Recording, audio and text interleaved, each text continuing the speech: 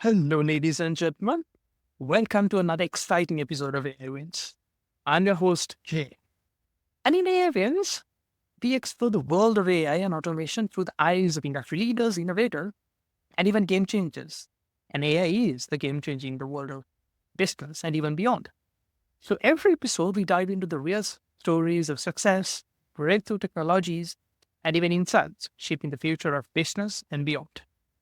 And together, we'll uncover how AI is transforming industries, creating new possibilities, and even creating some new futures. And in today's episode, we will be talking more about conversational AI, how AI is becoming part of our day-to-day conversations. There's no better person to talk about conversational AI and how he and her company is making bids in the world of AI. So, welcome on the show, Rand Sun, consulting partner of AI Consulting Group. Welcome on the show. Thank you, Jay, for having me. Lovely having you as well.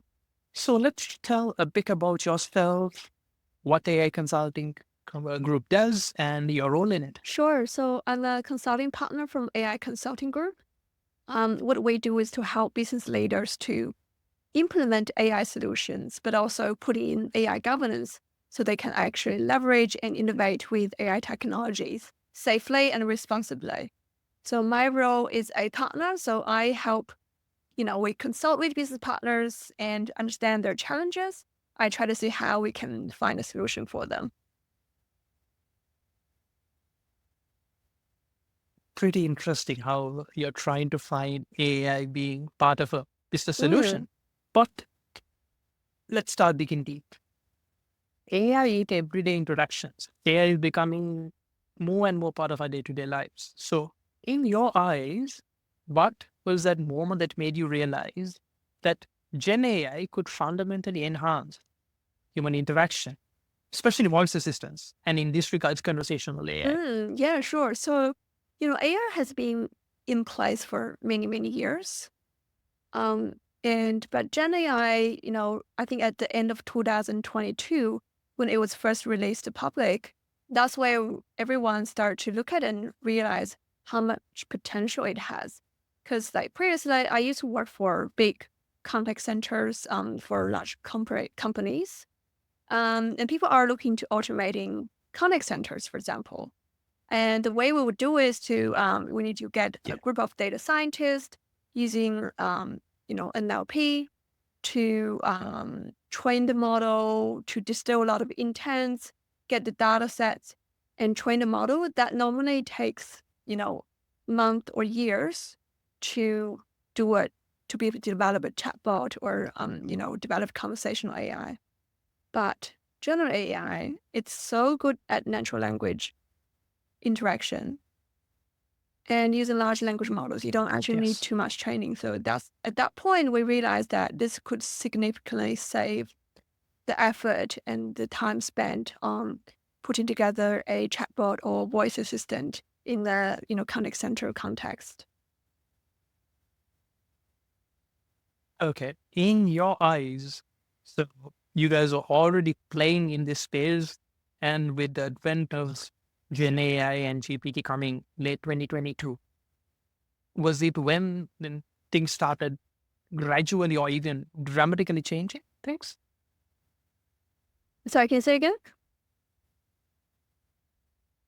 My question was, you guys are already playing in this space, and with Gen AI and GPT boom happening in late 2022, was that when you realized, yes, we are here for something great and something better? Yeah, absolutely. Because, traditionally, given it takes so much effort to automate contact center using like a voice AI or chatbot, it normally only large companies can afford it. And also, it sometimes doesn't create such a great experience for customers because it's very rigid, the way, it would set up using the traditional methods like NLP. But now, when Gen AI comes out, we all started to experiment about it, chat about it, and just realize that this could significantly save the time and effort we'll be spending on that automation, which means that some of the small to medium end of the businesses, they can actually leverage this. In the real age and a period where AI is being used by anyone and everyone, pretty much, AI summer and AI democracy. Yeah. Uh, as you mentioned, small and medium businesses can even think of having AI as part of their day-to-day solutions. Yeah, absolutely. I love the concept And democratizing because it has significantly lowered the bar. exactly. It has pretty much open gates for anyone and everyone to be part of the world of AI.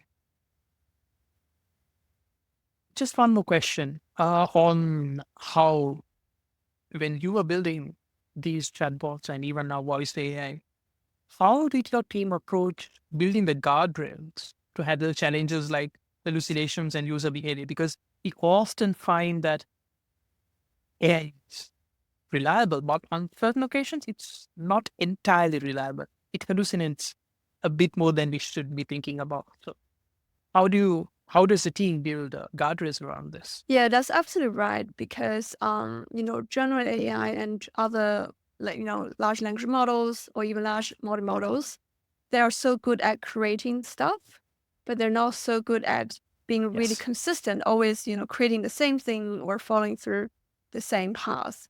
So hallucination is obviously a big challenge, along with other things such as if user go in there and ask some harmful questions or try to get tips on how to rob a bank, then that's not what you want to be giving advice or on. So for us, as we go through that journey of trying to, use Gen AI into the conversational AI Yeah. solutions, what we found is that there are generally 3 layers of guardrails that we need to put in place. So the first layer is actually from the model provider. Like, for example, if you're using, ChatGPT, for example, or Gemini or any of those large language models at the moment, they do have guardrails built in place that say if you ask, tell me how, give me a diagnosis based on the symptom, that it's going to say, we're not a doctor, Yeah. you have to go to a doctor. If you say, tell me how I can rob the bank, then it's going to say, this is not something we can advise on. So things like that. So you will realize that Yes. all the model providers, they are already building in that first layer of guardrails in place. So the model will not be giving out any inappropriate advices or giving out any information that's harmful to the general public. So that's the first layer of the guardrail. And then the second layer of the guardrail Okay. is typically at that service layer. Let's say in our case, for example, if we're using a cloud service such as like OpenAI or Microsoft on the Azure cloud, then at that layer, there are pre-configured guardrails in place to filter out any potential harmful information, but you can also customize it. One example is, say, when we were building a chatbot for a hairdresser company, so their customers can automatically book haircut. But when we, go to that conversation because of the word cut, then somehow, it triggered the system guardrail and it will prevent that information from being passed on. But luckily, these are like filters and parameters that you can actually customize yourself. So in that case, we need to customize that layer of guardrails to make sure it's appropriate for the conversation that we are having in this context. And then, so that's the second layer at that service level. And then the last layer is actually at the customization level. So, when we build a, conversational AI solutions, the third layer is, we will probably be putting in some hard coding into the solution to make sure that it will always be sticking to the conversation that we want to have. Let's say, for example, that using that example, if I'm allowing customers to book, haircuts using the conversational AI, then if they ask for things like, give me a recommendation about a bank, then we need to make sure that it's not going to give out that inappropriate advice. So we need to put in some coding in the background and some guardrails in the background to make sure it's not gonna like wander off the conversation flow that it's designed for. Got it. So as you mentioned, 3 guardrails, the first being the guardrail, the default Like the guardrail, model. the home guardrail from the product Yeah. itself.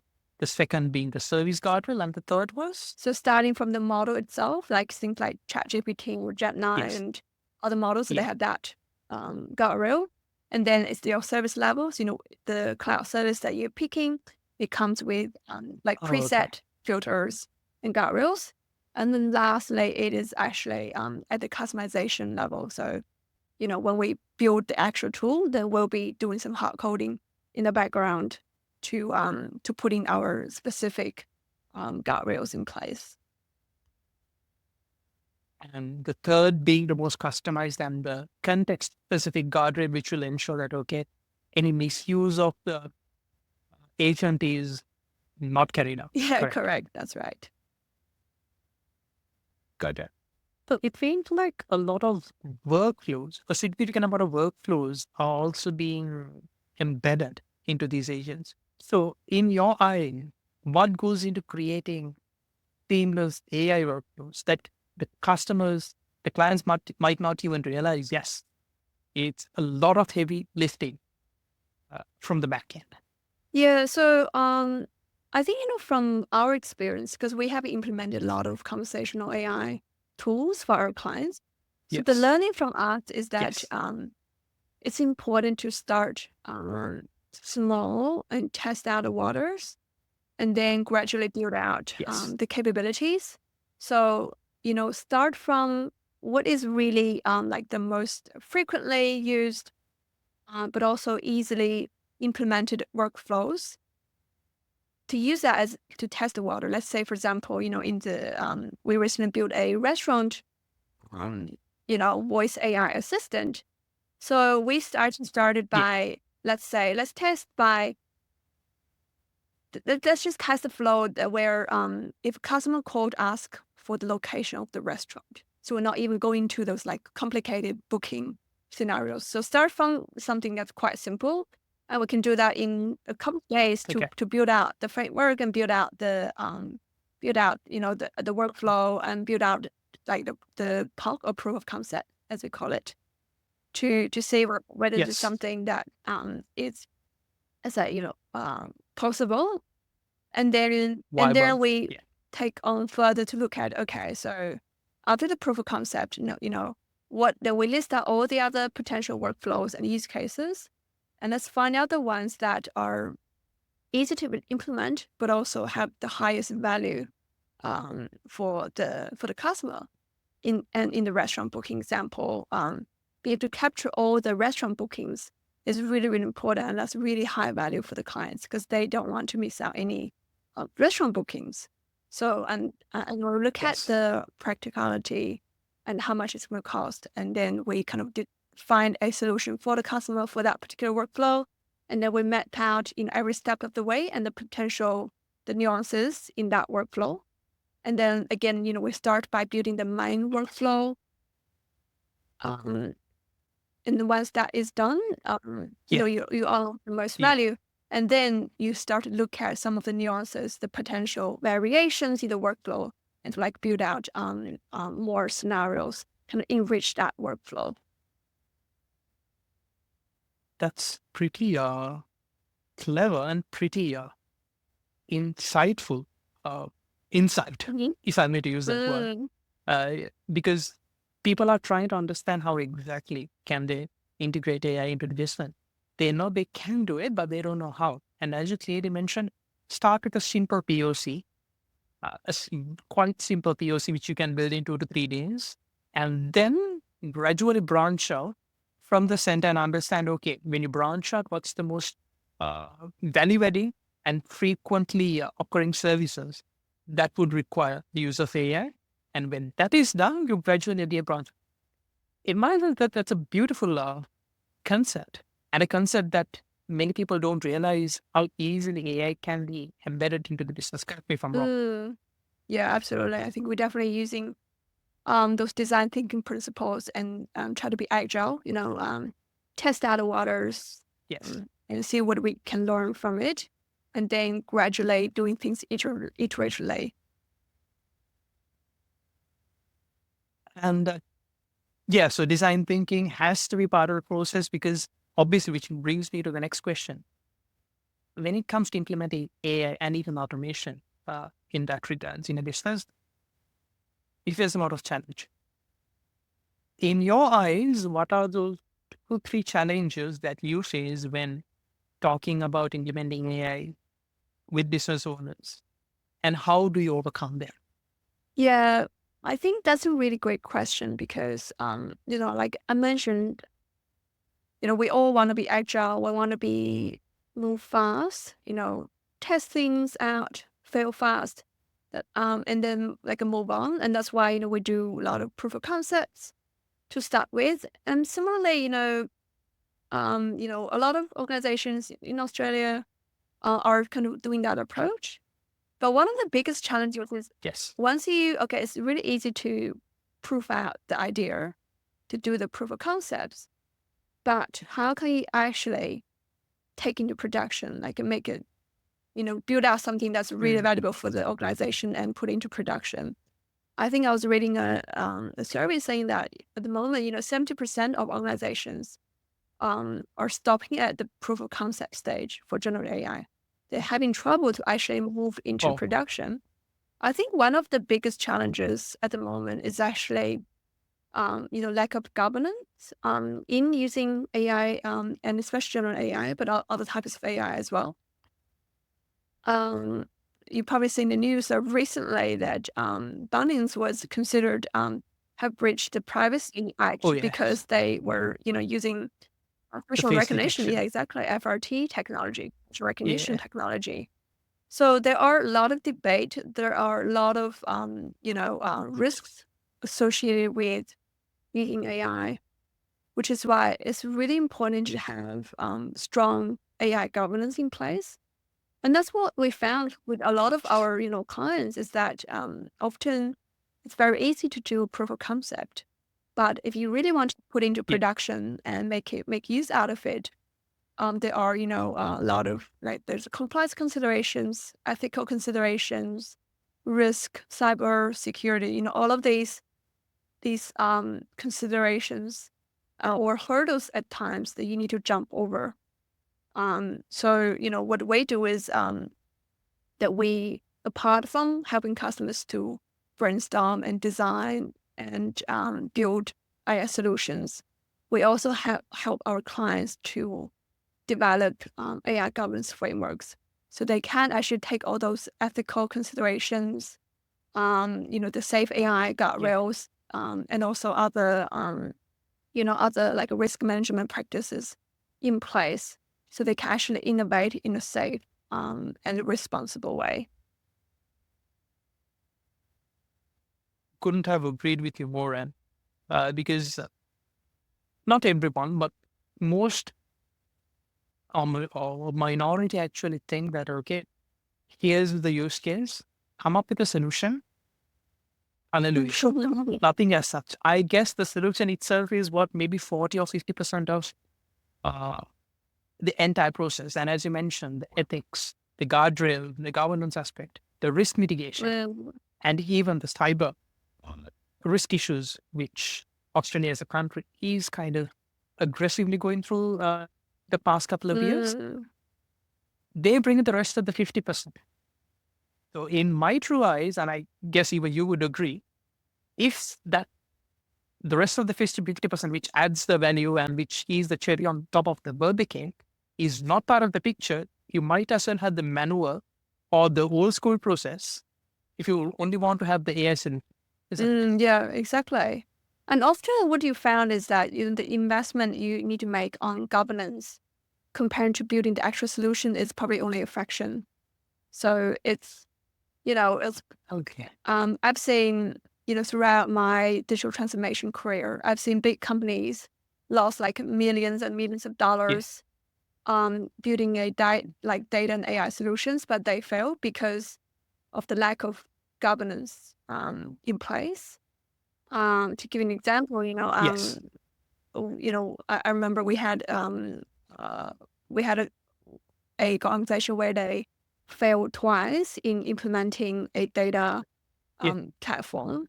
So they spent like millions and millions on it, but it's Yeah. got wasted because they did not, spend, say, let's say, Oh, maybe 5% of the investment onto governance.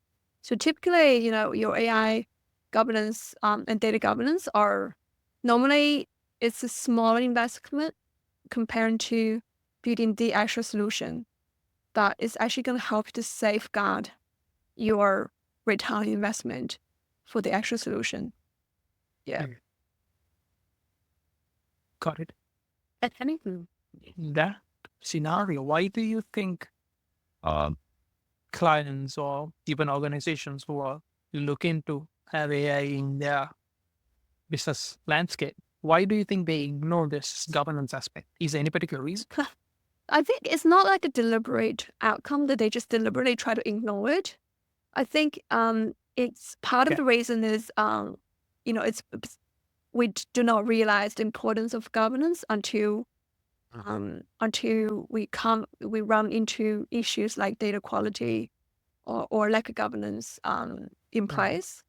Um, so it's part of the learning journey that after kind of implementing AI solutions and data solutions, and then people realize that why this didn't work or didn't work as expected. Um, and it is actually because there's lack of governance and governance frameworks, processes, um, and policies in place. I think the other one is that Yes. we all know that AI tools will be valuable only be valuable if you have good data in place. So, and it comes down to your data quality and data governance practice. But that's actually something really hard to do because it takes a lot of discipline for organizations to consistently uplift their data quality standards, to consistently, building these data quality practices so they can maintain that good quality of data. So, Yeah. Yeah. coming back to your question, I don't think any organization would say that they want to ignore it. They want to ignore data governance or AI governance. Yes. But it comes down to the first layer, we often don't realize that how important it is until something break. And the second part is it does Exactly. take a lot of hard effort, a lot of discipline to be compliant and build that good governance practice. So it's not as easy to do, which is why we need to build in the framework and also build in the policy processes and activate the people to make sure we are, living and breathing those good governance practices.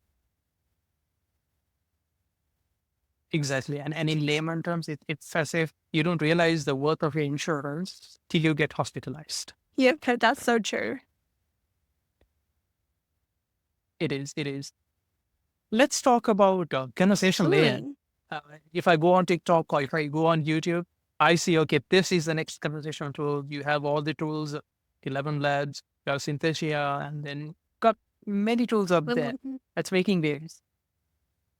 How and in which ways is AI consulting group playing their role in this space? Yeah, so I think we'll probably just start when we start humble and just look at what are some of the real problems from our clients that we can solve using Yes. Gen AI and other AI technologies. Um, and like I mentioned, earlier in the year, I was advising a lot of contact centers for large organizations where people are looking to the potential of Gen AI, but um, there are challenges like things like hallucination or lack of consistency in those Gen AI models to really be able to make it useful in the conversational AI space. But luckily, Got it. yeah, but luckily, so for AI consulting group, we have been in this space for actually 5 years in terms of exploring and building AI solutions for clients. So we've had a lot of, good experience and really talented AI engineers in place. And when Gen AI, came Yes. out, actually it's back in 2021, I just realized it's, I think previously I said 2022. It's actually 2021 that was Gen AI was first released. Um, when this Yeah. dropped into the market, we started to experiment it and we started to look at some of the practical problems that we can actually solve using this. And as we start to kind of get our hand dirty and develop some of these tools. So we're pretty proud to say that we are Yeah. quite advanced in Australia in terms of providing, um, AI voice assistant because of the practical, experience we've had because of all the actual solutions that we have built so far. A lot of them are in production for our clients and generating value for them. Got it. So being in this space for a long time and staying ahead of the curve is pretty much a secret. Right. Okay. Yes, it is a secret, but that's also, I'd say, it's probably that not such an easy thing to do. You would imagine, It 5 years is. ago when my business partner started this, um, the Gen AI wasn't hasn't AI wasn't that much of a hype compared to now. So It wasn't even a word. Gen AI 5 years back wasn't even yeah, I a think word. it's The really word 5 years back was COVID. yeah. I think it's recently when OpenAI released ChatGPTs, where the start of this Yes. round of hype. Yeah, but I think for us, it's really about being humble and staying being grounded and try to you know find real practical solutions that we can solve for our clients.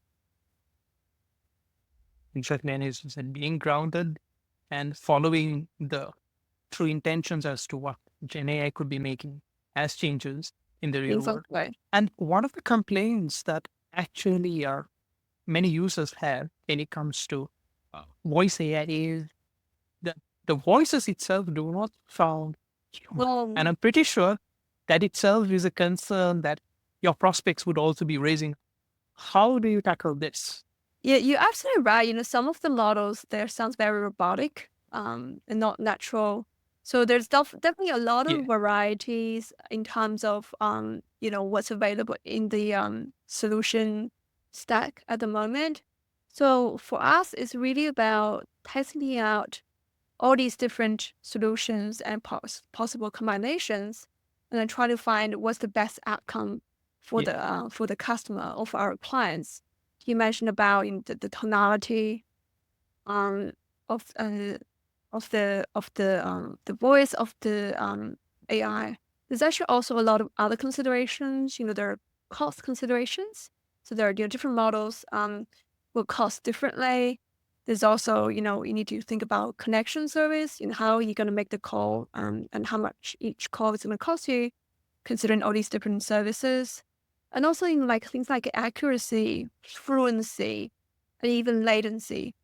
Because even if let's say if you choose a yeah. really great quality voice, which sounds so natural, but it takes 5 seconds to come back with, then that's gonna be a problem. So for us, it's really about Yes. Yeah. be on the forefront and test out different solutions in the market and be an expert in terms of providing the most optimized set of solutions for our clients. Got it. And in the, continuing on this particular path, if a business is looking to integrate voice AI into that business, do you think it's a homegrown solution that is ideal, or is taking a product which is available off the shelf and then fine tuning it? What do you think is a better solution, or does it vary from business to business? It absolutely varies from business to business because, on one hand, I have seen a lot of good startups in this place already where they're producing, like Gen AI voice solutions for like businesses who can basically just take it off the shelf. Yeah. Um, So there's definitely a lot of those good solutions out there. But on the other hand, it really depends on the level of complexity for the use cases and also potential integrations in the background of it, because it may be really easy to start a conversational AI from a set of knowledge base, like Q&As of, where you're Yeah. located, what's the opening hours, so things like that. But if you're looking to, say, make a restaurant booking or make a clinic booking or something more or something that require integration in the background, that's typically, it's going to take a lot of effort and Yeah. also a lot of customization in the background. Yeah. So I would say, it really varies from case to case. And again, some of the more maybe smaller and simpler business models, they can, greatly benefit from a off-the-shelf product, while for a more, complicated workflows or larger companies that will want to build in a lot of the integration and automation in the background, that's where they will need customization. Yeah. And it's probably better off for them to, do that, in-house or find a partner to do it for them. Got it.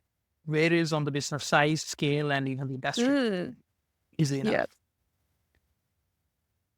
And the challenges, what kind of challenges do they go through when they implement a voice AI into the business? And how do you take steps to ensure that, okay, they overcome? I know we spoke about governance and ethics. Yeah. Anything beyond that? Yeah, absolutely. Even nowadays, because we are, talking to a lot of clients who want to innovate in the space, and they come out with, different kind of scenarios and use cases they want to test it out. But because this space is really new, so no one can guarantee that we will be able to build a solution that exactly solve the problem and behave in the way we expect it to be. So, in short word, there are a lot of risks that comes down to, innovation. So for us, what our approach is really to collaborate with our client closely. So first, I be really upfront on, the risks and the uncertainties in, testing, experimenting, and developing some of these solutions. Be really upfront about that. We can share from our practical experience what has been done, what has been proven, but also we'll share, from our honest experience on what may not be expected or what are the uncertainties that we have to be aware of. And then the second step is really to, as we develop a solution, every day we'll be collaborating with our client closely and to share the progress and share about possible, the potential options we can go down to depending on the learning that we had. So, Yeah. so we be able to, manage our time and budget carefully, but also making sure we are generating valuable learnings and developing a useful solution for our clients. So that's probably, one of the challenges around that or uncertainty, which is quite prevalent in any innovation context. I think the second, Yes. so the Yeah. second part is also comes down to sometimes the own limitations of the technology and whether it's actually suitable for purpose for the problems people want to solve. So in other words, we Yeah. are a AI consulting, practice. So we help clients solving the problems using AI technology.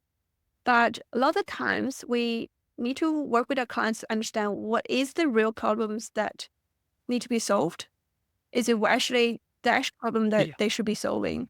And whether AI technology is actually the best option for them. Because, a lot of the times it's actually better to, rather than, jump straight into the technology, then try to fit it to a particular problem that people are looking at.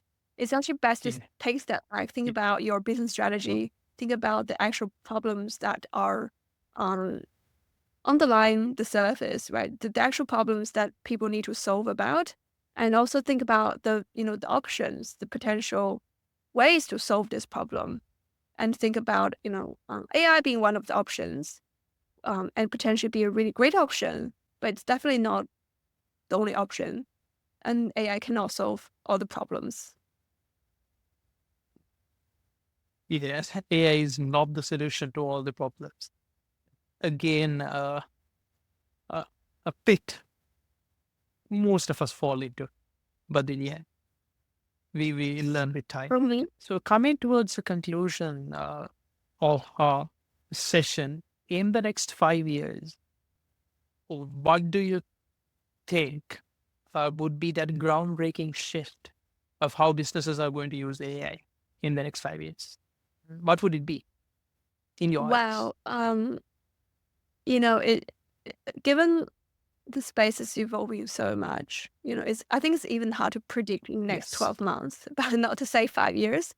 But um, you know, I've definitely seen, a lot of um, progress being made in the Gen AI space, but also at the same time, as we advance on the governance front, we'll be able to leverage a lot of other AI tools safely and responsibly, like machine vision, deep learning, and AI algorithm for Yeah. predictive analytics.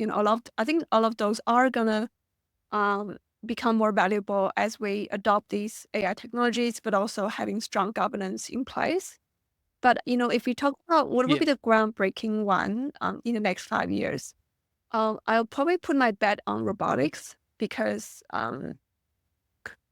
I think it's an area that actually has a higher, um, I would say, that has a higher bar for innovation. Um, Yeah. robotics and automation has been around for many years. Yeah. But I think so far we're still struggling to come up with um, a useful and also cheap enough product that can be useful for a particular context. I think at a smaller scale, we've seen like Yeah. robotics for agriculture. We're seeing robotics in the manufacturing context. At some level, robotics, Yeah. in like a household, like deep to lawn your backyard automatically, so things like that.